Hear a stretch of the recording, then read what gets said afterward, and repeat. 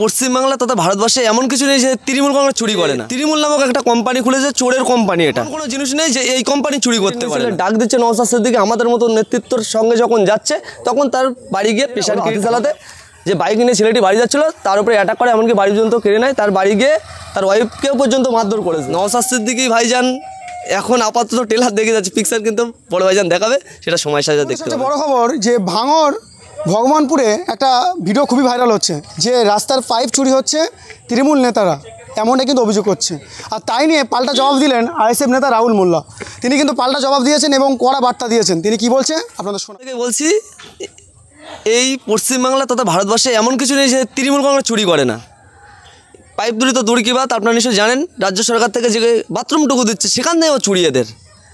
আজকে আমাদের বিধায়ক নওশাদ সিদ্দিকী প্রথম থেকেই বলে আসে এই যে তৃণমূল নামক একটা কোম্পানি খুলেছে, চোরের কোম্পানি। এটা এমন কোনো জিনিস নেই যে এই কোম্পানি চুরি করতে পারে না। দেখুন, এটা 2021 সালে বিধানসভা জেতার পরে বিধায়ক নওশাদ সিদ্দিকী ভাইজান যখন বিধানসভা জিতলো 21-এ, তারপর থেকে একের পর এক যারা একটু নরম গোছের, যারা বুতে বুতে আছে, হয়তো কারোর দেখবেন এখন বেশিরভাগই পশ্চিমবাংলায় তথা ভাঙড়ের বুকে বেশিরভাগই জায়গায় দেখবেন জমির প্রবলেমটা বেশি। কাগজের প্রবলেম না হলে কারোর খাই জায়গায় থাকলে সেখানকার পাট্টার ব্যাপার আছে, ওই সব ব্যাপারগুলো নিয়ে একটু মানুষ সরে আছে। তারপরে দেখছে যখন মিটিং মিছিলে ডাক দিচ্ছে নওশাদ সিদ্দিকী আমাদের মতো নেতৃত্বর সঙ্গে যখন যাচ্ছে, তখন তার বাড়ি গিয়ে প্রেশার কিট এমনকি মারধর পর্যন্ত। যেটা রিসেন্টলি দুদিন আগে যেটা হলো হাতিশালাতে, যে বাইক নিয়ে ছেলেটি বাড়ি যাচ্ছিলো তার উপরে অ্যাটাক করে, এমনকি বাড়ি পর্যন্ত কেড়ে নেয়। তার বাড়ি গিয়ে তার ওয়াইফকেও পর্যন্ত মারধর করেছে। আজকে এই কলকাতা পুলিশ আসার পরে 23 সালের পরে আমরা দেখতে পাচ্ছি হয়তো কেসের হালটা কমেছে, কিন্তু এই বাড়ি বাড়ি অ্যাটাক, হুমকি, থ্রেটটা বেড়ে যাচ্ছে। আমরা বিধায়ক নওশাদ সিদ্দিকী ভাইজানকে আমরা বলেছি ব্যাপারটা, কলকাতা সিপি যিনি আছেন তিনি ভালোভাবেই তদন্ত করছে। এমনকি আমার বাড়ির গায়ে আপনারা নিশ্চয়ই জানেন ডিসি অফিস আছে, ডিআরও আছে।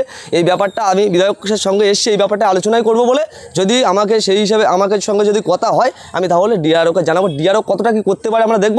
না হলে বিধায়ক নওশাদ সিদ্দিকী ভাইজান এসছে, বিধায়ক নওশাদ সিদ্দিকী ভাইজানকে নিয়ে ওই 6 লাইনের মুখে আমরা বৃহত্তম আন্দোলন করব। দেখুন, স্কুলের দেনা আছে, স্কুলের তো একটা ম্যানেজমেন্ট কমিটি আছে, সেই কমিটি সেই যতই দেনা থাকুক সেই কমিটি শোধ করবে। এই পাইপ চুরি করে, বাথরুম চুরি করে, ঘর চুরি করে ওটা ব্যাপার নয়। ভাঙড়ে এমন একটা জায়গা আগে ছিল যখন আরাবুল ইসলাম ছিল এবং 1 নম্বর ব্লকে যখন কাইজার ছিল, তখন যতটুকু ভাঙড় থেকে ইনকাম করতো দুজনের পকেটে চলে যেত, ভাগ কারোকে দিতে হতো না।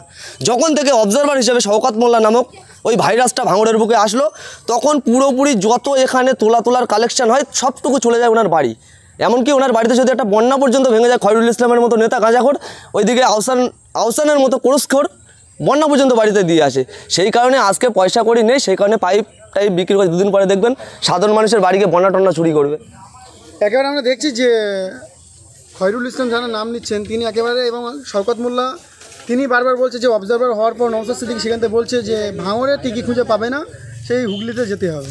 দেখুন, ভাঙড়ের টিকি খুঁজে পাবে কি না পাবে ওটা আমাকেও না প্রশ্ন করে, তৃণমূল কংগ্রেসকে না প্রশ্ন করে, এটা প্রশ্ন করবেন সাধারণ ব্যক্তি, সাধারণ মানুষ।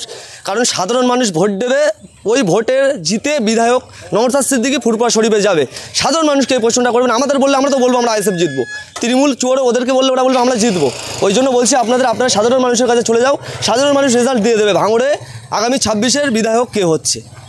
এই যে আইএসএফ কর্মীকে মারধর হয়েছে তার পরিপ্রেক্ষিতে আপনারা কী করছেন? তার পরিপ্রেক্ষিতে পাল্টা যেটা কেস করার ব্যাপার থাকে সেটা আমাদের হাতিশালা থানা সেই কাজটুকু করছে। পলিহাট থানাতে এফআইআর হয়েছে, পলিহাট থানা টাইম নিয়েছে এবং বিধায়ক এসে বিধায়কের সঙ্গে আলোচনা করে বিধায়ক কী বলে দেখা যাক। যত 26 ভোট এগিয়ে আসছে ততই কিন্তু দেখতে পাচ্ছি আইএসএফ কর্মীদের উপর হামলা হচ্ছে। দেখুন, 26 ভোট এগিয়ে আসছে ওটা শুধু নয়, 23-এর পঞ্চায়েত ভোটটা আপনারা দেখলেন, 24-এর ইলেকশনটুকু দেখলেন। 24-এর আমি নিজে খুদ 24-এর ইলেকশানে বাড়িতে মানে এমন অবস্থা হয়ে গেছিলো, মৃত্যু যাকে বলে মানে মৃত্যুর হাত থেকে বেঁচে আসা, এরকম পরিস্থিতি আমার পর্যন্ত ছিল। সেই হারে আজকে তৃণমূল বলে এই ভাঙড়ে তথা পশ্চিমবাংলায় কিছু নেই। পুলিশের হাত এই শুধু তৃণমূল কংগ্রেসের চোরগুলোর মাথায় আছে বলে এখনও তৃণমূল টিকে আছে। না হলে পুলিশ যেদিনকে ওদের মাথা থেকে হাত সরিয়ে নেবে সেদিনকে তৃণমূল নামক এই চোর দলটি আর থাকবে না পশ্চিমবাংলায়। ছাব্বিশে কেমন সারা পাবেন মনে হয়? 26-এ সাধারণ মানুষের সারা তো খুবই ভালো। আপনারা এসছেন আজকে যে ভগবানপুর অঞ্চলে যে এই গ্রামটা এসছে সেই গ্রামটাই তো দেখে বুঝতে পারছেন 26-এর আবহাওয়া কী আছে। এবং সাথে সাথে আপনারা সাধারণ মানুষকে জিজ্ঞাসা করুন, সাধারণ মানুষ রেজাল্ট দিয়ে দেবে। সাধারণ মানুষ, আমার একটা ভোট, আমি নয় একটা ভোট আমি আইএসএফকে দিলাম, আমার ফ্যামিলি দিল, কিন্তু সাধারণ মানুষ ভোট দেবে তবে তো জিতবে। সাধারণ মানুষকে প্রশ্ন করুন। ভিতরে আমরা দেখছি শওকত মোল্লা বারবার ক্যানিং ছেড়ে কিন্তু ভাঙড়ে বেশি 2-3টে করে সভা করছে। এক কথা হলো এই 23-এ আসার পরে যে ভান্ডার পেয়েছে ভাঙড়ে, সেই ভান্ডার উনি ভুলতে পারবেন না মননের আগ পর্যন্ত। আর দ্বিতীয় কথা হলো মমতা ব্যানার্জি, অভিষেক ব্যানার্জি ওনাকে অবজারভার হিসেবে এখানে দিয়েছে, তার কোনো প্রুফ নেই। কোনোদিন অভিষেকের মুখেও আমরা শুনিনি যে শওকত মোল্লা ভাঙড়ের অবজারভার, কোনোদিন মমতা ব্যানার্জির মুখে শুনিনি যে শওকত মোল্লা এখানকার অবজারভার। এখানে আছে 23 থেকে যে ইনকামটুকু উনি পেয়েছে ক্যানিংয়ে, সেই ইনকাম পায়নি। সেই ইনকামটুকু ভুলে গিয়ে ক্যানিংয়ে পূর্বে কীভাবে থাকবে উনি ভেবে পাচ্ছে না। সেই কারণে ভাঙড় আঁকড়ে বসে আছে যে ভাঙড়ের মধু যতদিন পাই ততদিন খাওয়ার জন্য।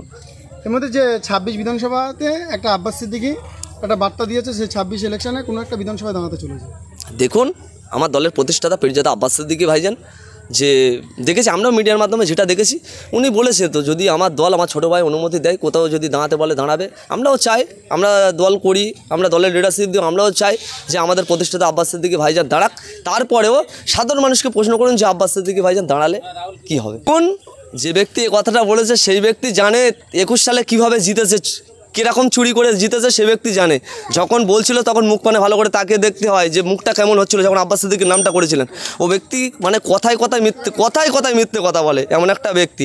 ওনার নামে যত কথা বলবো, কম কথা বলবো ততই ভালো। আর একটা কথা বলে রাখি,